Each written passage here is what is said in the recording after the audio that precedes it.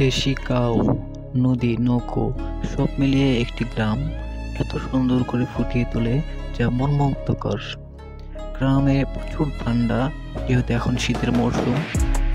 এর ভিতরে ভিডিও করাটাই অনেক কষ্টকর।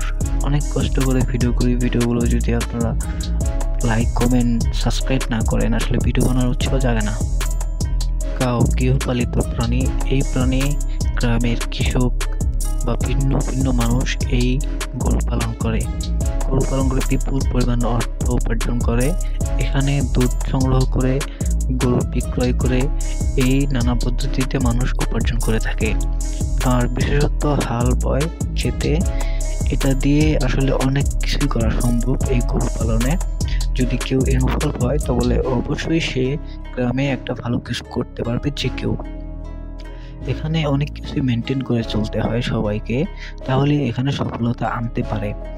এখন এখানে যদি আপনি বিভিন্নভাবে গরুকে অপচয় করেন, মানে কাজের জন্য অপচয় করেন, তাহলে সে অবশ্যই ভালো দিবে না।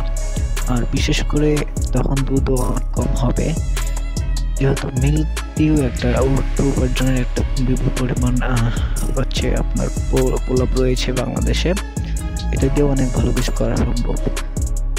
আর যেহেতু হোয়াইট মিল্ক, এই মিল্কগুলো অনেক পুষ্টিকর, প্লাস হচ্ছে এখান দিয়ে এই দুধ দিয়ে অনেক কিছুই তৈরি করা সম্ভব।